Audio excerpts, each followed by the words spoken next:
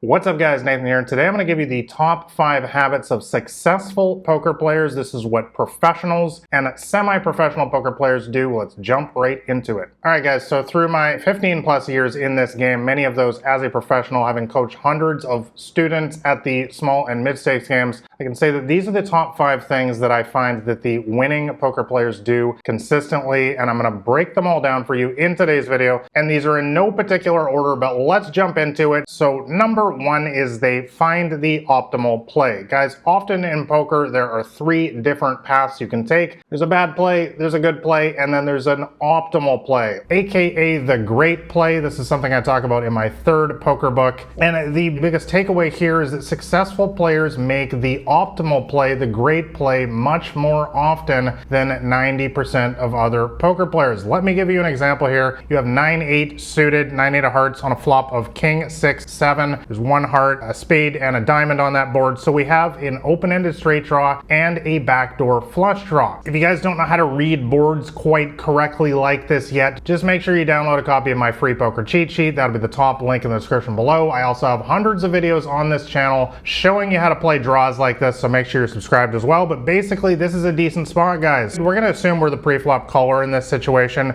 We could go ahead and just check call in this spot, but let's look at our opponent type here. We're up against one of these weaker tags, tight and aggressive player who likes to lay it down if they're faced with tremendous pressure. If you play online, you can just use a program like Poker Tracker, get the HUD data on your screen there. I'll have links for that in the description below. But basically, guys, you could check call in this spot, or you could choose to check raise instead. And if I find that I'm up against one of these weaker, tight and aggressive players that you find in a lot of lower stakes games these days, I will often check raise here. And if they call me, I'll just follow it up by leading out on the turn again strong and often get them to fold. Guys, I made a video a couple weeks back talking about how to play your draws like this. This is a textbook example here of, how to get more value. You have to be able to make people fold because you're only going to hit your draw around 30% of the time. So if you're just check calling, it's not going to be profitable for you. So this is an excellent spot that is very, very player dependent, which is what we're going to talk about right now, because number 2 is successful poker players make confident reads, and that is because they know that the entire game of poker, guys, is all about playing the player. You might have heard this cliche before, and it's absolutely true. Play the player, not your cards. That's exactly what we did in the last example hand here. So successful players, they never get caught up in cookie cutter approaches, strategies, or one size fits all strategies. This is something that I see all too often these days that is being taught in books, courses, and YouTube videos and stuff like that, is that,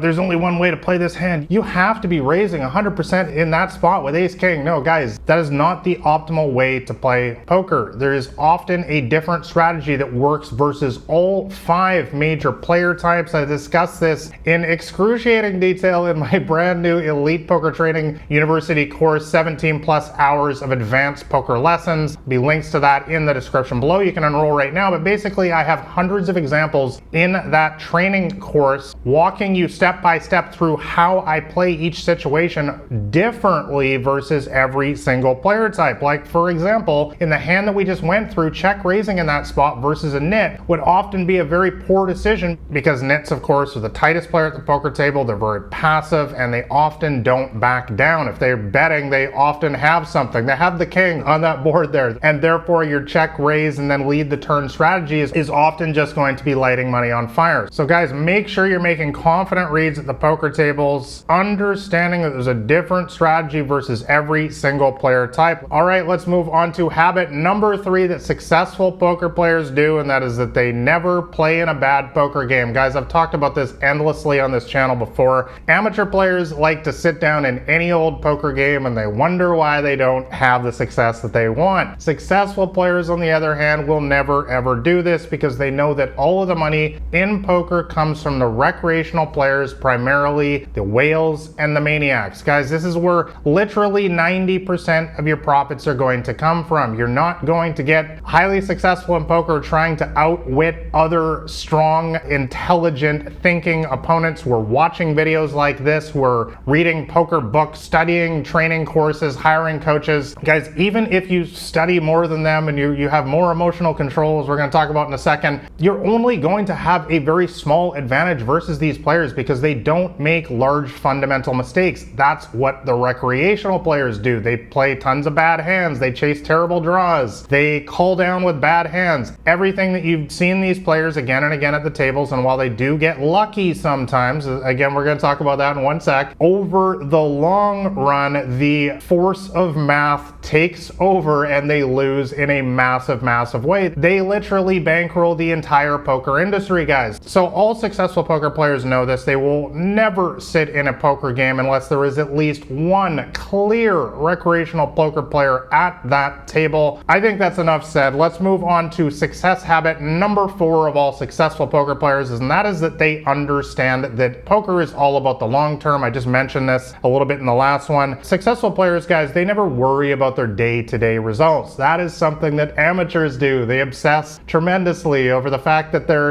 ace king got cracked in a tournament right before the final table last night, and they're still thinking about that hand, sometimes weeks and months later. But successful poker players, they know that the only thing that matters in poker are your results over the course of months and years. They don't stress over day-to-day or week-to-week results, guys, because they understand the short-term variance roller coaster that we're all on in this game, and therefore you literally don't have any control over your short-term results. Bad players are always going to have a certain amount of equity in the pot. That means that the odds that they have to win, it could be 20%, 30%, and sometimes that's just going to happen a lot in a short period of time. You can play every hand optimally, as we talked about before, and still get unlucky and still lose. But the beautiful thing about poker is that this is a math-based game, and over the long run, you simply can't fight math in life, the universe, poker, anything, and expect to win. You're going to lose in the long run if you make a lot of bad plays again and again, which is what the recreational players do. All successful poker players understand this, and therefore they're patient with their results. They don't stress over their day-to-day results, guys. Often they don't even check. I've talked about before, I literally don't even look at my day-to-day or week-to-week results. They're not important to me. If you're bankrolled properly for your games, as you should be, it really shouldn't even matter to you at all. So I'll finally say, if you got into poker as a get-rich-quick scheme, as a lot of people do these days, I'm just gonna say right now, you picked the wrong game. Maybe you should go all in on Dogecoin or something like this. Dogecoin's still a thing, but something like that. Poker is not the get-rich-quick scheme, guys. This game is all about the long term, and all successful poker players know that. And success habit number 5 of all successful poker players is that they take setbacks in stride. Guys, as I just mentioned, successful poker players, they never worry about individual bad beats. You're never going to see them in the comments below this video peddling their bad beat stories about how their aces got cracked 3 times in a row and it's all rigged against them and so on and so forth. That is what amateur poker players do because, again, they are obsessed about their day-to-day and week-to-week results and really just individual hands. Successful players, on the other hand, they know the simple math of the game. Like I said, recreational poker players, guys, are always going to have their 10%, 20%, 30% chance to win the pot, and it's going to come through sometimes. Even if you get it all in pre-flop with pocket aces, a random hand literally has like 20% against you, guys. That's 1 in 5 times you're going to lose. So it's not a reason to pick up your chair and throw it and lose your mind when you know you're going to lose 20% of the time. Guys, the bottom line is that Fish, aka the recreational poker players, they play this game because they can get lucky sometimes. I've talked about this before, that there's a lot more money in poker than a game like chess, for example, because there's a large element of short-term luck in this game, which is almost non-existent in chess. You can't get lucky in chess. If I play against Magnus Carlsen, the best chess player probably of all time, I'm gonna lose 10 out of 10 times, and I'm actually a decent chess player. But if I were to play Phil Ivey, for example, in poker heads up, one of the greatest poker players of all time,